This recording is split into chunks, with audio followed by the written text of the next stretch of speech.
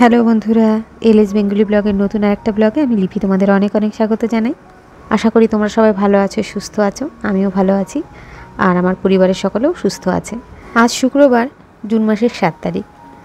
তো আজকের ব্লগটা শুধুমাত্র আমার ডেলি লাইফস্টাইল শেয়ার করব সেটা নয়, এর সঙ্গে সঙ্গে আমি একটা প্রয়োজনীয় বিষয় তোমাদের সঙ্গে শেয়ার করব, যেটা আমার টাইটেল আর থাম্বনেল দেখে তো বুঝেই গেছো। তো পুরো ভিডিওটা দেখো, আশা করি তোমাদের খুব ভালো লাগবে।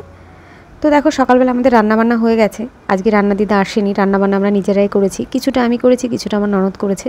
তো কি কি রান্না হলো চলো দেখাই। এখানে রয়েছে কলা আলুর তরকারি, আর এই ভাতটা সকালে রান্না হয়েছিল, এক্সট্রা হয়েছে, আলাদা করে রেখে দিয়েছি।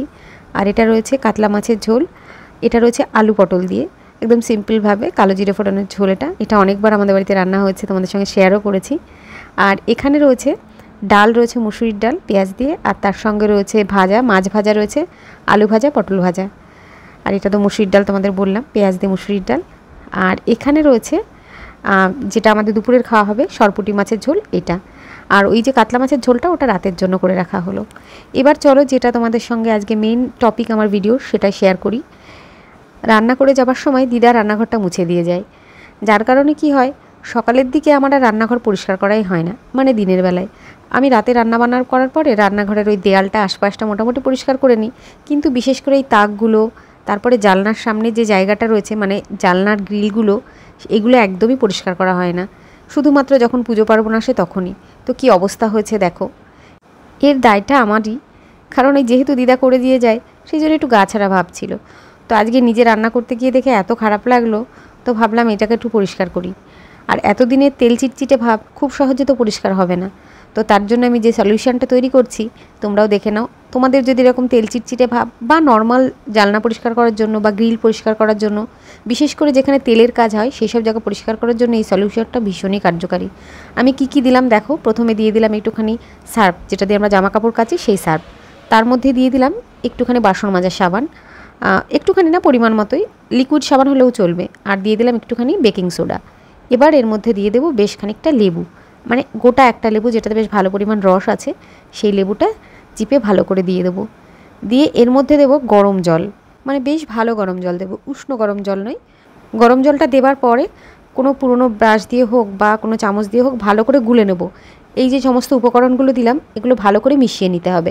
বিশেষ করে যে আমি সাবানটা ব্যবহার করলাম, সার্ফটা তো গুলে যাবে খুব ইজিলি, কিন্তু যে আমি যে বাসন মাজার সাবানটা ব্যবহার করলাম, সেটা গুলতে একটু সময় লাগবে। তো দেখো, আমি একটা চামচ নিয়ে নিয়েছি, দিয়ে ভালো করে এটাকে মিশিয়ে নিচ্ছি। আর পরিষ্কার করার সময় একটা জিনিস মাথায় রাখতে হবে, যে এই জলটা যে আমরা ব্যবহার করব, মিশ্রণটা যেখানে আমি পরিষ্কার করব, সেখানে একটু গরম গরম জলটা দিলেই ভালো হবে, মানে গরম মিশ্রণটা দিলেই কার্যকারিতাটা বেশি হবে। তো দেখো, আরও কিছুটা জল মিশিয়ে দিলাম আমি। আর কতটা জায়গা তোমার নোংরা, কতটা জায়গাতে তুমি ব্যবহার করবে, সেই পরিমাণে এর মধ্যে যে সাবান বা বেকিং সোডা ব্যবহার করছো, সেটার পরিমাণটা বাড়িয়ে নিতে পারো। যেমন আমার আজকে সলিউশনের পরিমাণটা যথেষ্ট কম হয়েছে, কারণ যে পরিমাণ তেল চিটচিটে হয়ে রয়েছে জায়গাটা, তো একটুখানি জায়গার জন্য আমার এতটা করে সলিউশন লাগছিল। তো সেই কারণে কয়েকটা জায়গা আমার ভালো মতো পরিষ্কার হয়নি, কিন্তু এই সলিউশনটা ভীষণই কার্যকারী। যতই তেল চিটচিটে হোক না কেন, একটু বেশি পরিমাণে দিয়ে যদি কিছুক্ষণ ডলা হয়, তাহলে খুব সুন্দরভাবে পরিষ্কার হয়ে যাবে। তো তোমরা দেখতেই পাচ্ছ আমার সলিউশন রেডি হয়ে গেছে। এখনও কিন্তু বেশ গরম রয়েছে, তো এখন তবে হাত দেওয়া যাচ্ছে। তো এবার নিয়ে নিয়ে আমি যেখানে যেখানে নোংরা, এই দেখতেই পাচ্ছ কীরকম হয়ে রয়েছে, একটা পুরনো স্কচ ব্রাইট নিয়ে নিলাম। নতুন নিলেও অসুবিধা নেই, তো আমি পুরনোই নিলাম। নিয়ে এখানে সমস্ত জায়গাতে সুন্দর করে এটাকে মানে লাগিয়ে নেব, যেখানে যেখানে নোংরা রয়েছে ওই সলিউশনটা। এই সলিউশনটা সমস্ত জায়গায় লাগিয়ে দেবার পরে কিছুক্ষণ রেখে দিলে আরও ভালো হয়। তবে আমি বেশিক্ষণ রাখতে পারিনি, কারণ অনেকটা বেলা হয়ে গেছে, তাড়াতাড়ি পরিষ্কার করে আরও অন্যান্য কাজকর্ম তো থাকে, যেমন মেয়েকে খাওয়ানো, স্নান করিয়ে দিয়ে এসেছি, খাওয়ানো, তারপরে পুজো করা ইত্যাদি ইত্যাদি কাজ রয়েছে, নিজেদেরও খাওয়া দাওয়া আছে। তো সেই কারণে আমি তাড়াতাড়ি করে পরিষ্কার করে নিয়েছি। যেমন সমস্ত জায়গায় ভালো করে লাগিয়ে নিচ্ছি আগে, যেখানে তেল চিটচিটাটা বেশি সেখানে একটু বেশি পরিমাণে দিতে হবে। তো দেখো, সব জায়গাতে সুন্দরভাবে লাগিয়ে নিচ্ছি। আর এখানে আরেকটা কথা বলে নিই, দেখতেই পাচ্ছ আমাদের রান্নাঘরে জানালার কাজগুলো, মানে দুটো কাজ বিশেষ করে নেই, আর একটা কাজ পুরো মানে খোলার মতো পরিস্থিতিই হয়ে রয়েছে, মানে যে কোনো সময় খুলে পড়ে যাবে।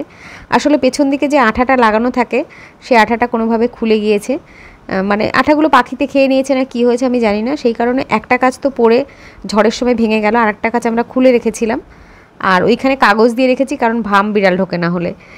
আর একটা কাজ এই হাতে, বা হাতের যে দিকটা রয়েছে না, ওই দিকটার একটা কাজ পুরো ঢকঢক করছে খোলার মতো, তো ওটাকে দিয়েও আমার হাজব্যান্ডকে বললাম যে মানে ওটাকেও খুলে রাখা হয়েছে, তো পরিষ্কারের পরে আমি খুলে রাখতে বলবো। আর এর পরের দিন আমি তোমাদের দেখাবো যে কীভাবে খুব সহজ উপায়ে আমরা চিমনিটাও পরিষ্কার করে নিতে পারি। চিমনি তো এমনি যে কোম্পানির চিমনি তোমাদের সেই কোম্পানি থেকে এক সার্ভিসিংয়ের যদি তুমি কন্ট্রাক্ট করিয়ে নাও তো নির্দিষ্ট সময় পর পরে সে তোমার চিমনি পরিষ্কার করে দিয়ে যাবে, কিন্তু নিজেরাও খুব সহজে চিমনিটা পরিষ্কার করে নিতে পারি। তো কিভাবে করব সেটাও তোমাদের সঙ্গে শেয়ার করব, তো তোমরা আমার ভিডিও দেখতে থাকো। তো দেখো এবার এই তাকটার মধ্যেও পুরো তেল চিটচিটে হয়ে রয়েছে, এটাকেও সুন্দরভাবে ওই সলিউশনটা লাগিয়ে নিচ্ছি। এবার সলিউশনটা লাগানোর পরে কিছুক্ষণ রেখে দিতে হবে, রেখে দিয়ে তারপরে ভালো কোনো যেটা মানে এটা তো যেমন ভীষণ নরম স্কচ ব্রাইট নিয়েছি, যেটা নতুন স্কচ ব্রাইট হলে ভালো হবে, ভালো মতো করে ডলতে হবে। ডললে পরে যা তেল চিটচিটে আছে সমস্ত কিছু উঠে যাবে। আর যেখানটায় হাত যাচ্ছে না বা স্কচ ব্রাইট দিয়ে ভালো মতো ডলা যাচ্ছে না বা বেশি নোংরা, সেখানটায় পুরনো কোনো ব্রাশ দিয়ে ভালো মতো ঘষে নিতে হবে। তো দেখো আমার পরিষ্কার করা হয়ে গেছে। তো সমস্ত জায়গায় পরিষ্কার করে এবার তোমাদের একটু দেখিয়ে দিচ্ছি কীরকম পরিষ্কার হয়েছে। দেখো যেখানে যেখানে তেল ছিল অনেক উঠে গিয়েছে, তবে ওই যে বললাম আমার সলিউশনটা একটু কম হয়ে গেছে, পরিমাণে আর একটু বেশি হলে বা আরও একটু সময় দিতে পারলে ওই সলিউশনটা লাগিয়ে যদি কিছুক্ষণ রেখে দিতে পারতাম আরও একদম চকচকে হয়ে যেত। তো রান্নাঘর পরিষ্কার করার কাজে তোমরা ওই পদ্ধতিটা ব্যবহার করো, আর কতটা কার্যকারী হলো সেটা আমাকে জানিও।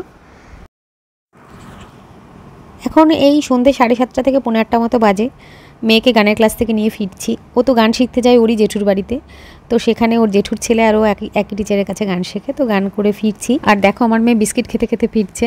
আসলে ওর জেম্মা 1 প্যাকেট বিস্কিট দিয়েছে, বলেছিল বাড়িতে গিয়ে খাবি, ও কি আর শোনে, ও রাস্তা থেকেই মানে গাড়ির মধ্যে বসেই খেতে খেতে ফিরছে।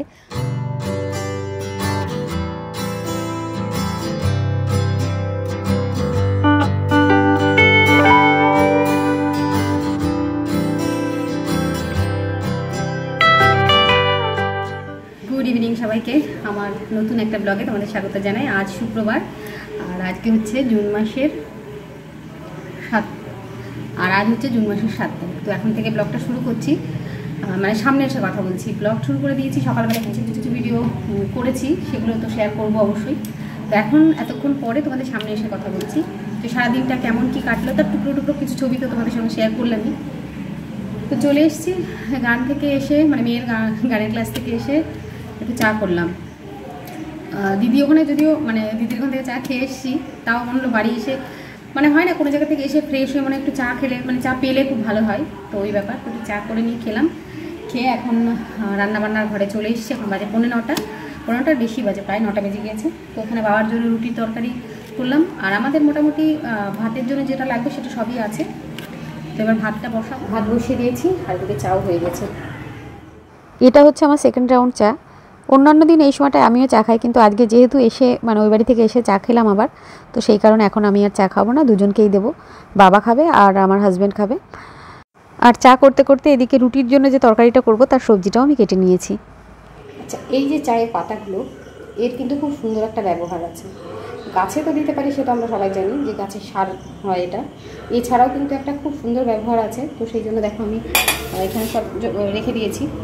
আগেরবার যে চাটা করেছি আমি এটা আর তার আগেরটাও দেখছি রয়েছে। তো এটা দিয়ে আমি ওটা রেখে দেবো, আর কালকেই করবো কাজটা, আর তোমাদের সঙ্গে শেয়ারও করবো কী কাজ করছি এটা দিয়ে। খুব সুন্দর একটা কাজ হবে কিন্তু। তো দাঁড়াও রেখে দিয়ে দেবো, চাটা দিয়ে আসি।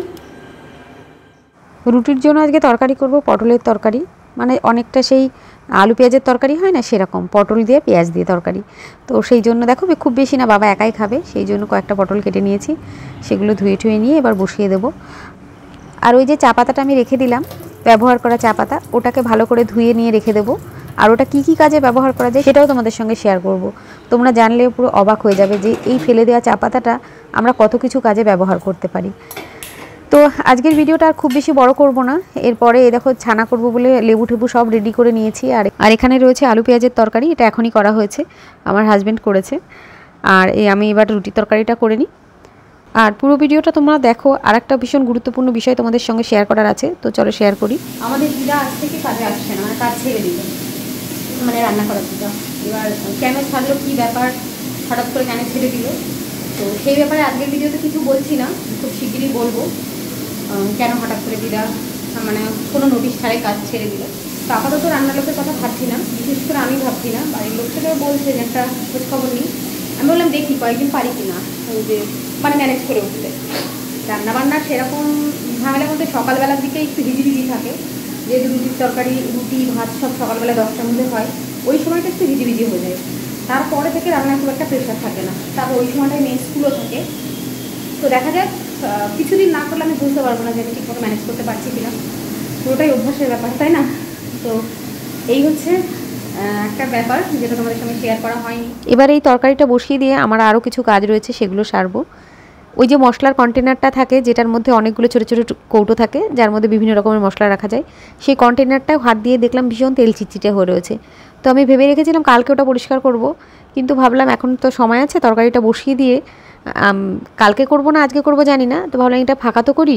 তো সেই জন্য দেখো যে মশলাগুলো ছিল সমস্তগুলো একটা বাটিতে তুলছি।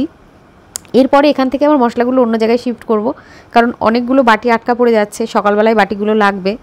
তো আমি তো বুঝতে পারছি না যে আজকে রাতেই পরিষ্কার করব না কাল সকালে পরিষ্কার করব, শুধু শুধু বাটিগুলো আটকা হয়ে থাকবে। তো সেই জন্য পরে আমি এটাকে আবার অন্য জায়গায় শিফট করব। মেয়ের যে ভাত খাওয়ার থালাটা আছে না, প্লেটটা, যেটার মধ্যে অনেকগুলো খোপ খোপ করা আছে, তো পরে ওইটার মধ্যে রেখে দেবো।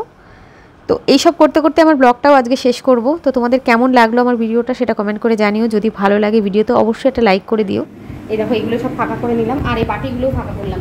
এখানে দেখো আমার মেয়ের যে থালাটা ছিল না ভাত খাওয়ার, সেটার মধ্যে এরকম করে রেখেছি, আর এটা দিয়ে এরকম করে ঢেকে দিলাম। নাহলে সমস্ত বাটি যদি আটকা পড়ে যায় সকালবেলা আবার সমস্যা হবে। আমার ভাত রান্না হয়ে গিয়েছে, আর এখানে মেয়ের জন্য একটা ডিম সিদ্ধ দিলাম। আমাদের জন্য তো মাছের ঝোল রয়েছে, আর এদিকে আমার তরকারিটাও প্রায় হয়ে গেল।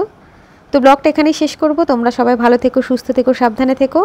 আর যারা আমার চ্যানেল সাবস্ক্রাইব করেছো তাদের সকলকে অসংখ্য ধন্যবাদ। আর যারা এখনও সাবস্ক্রাইব করোনি তাদের যদি ভালো লাগে আমার চ্যানেলটা সাবস্ক্রাইব করো। আর পরের ভিডিওগুলো অবশ্যই দেখো। পরের ভিডিওগুলোতে আমি অনেক সুন্দর সুন্দর টিপস আনবো, যেগুলো আমাদের দৈনন্দিন জীবনে সবসময় ভীষণ কাজে লাগে। তো টাটা বন্ধুরা।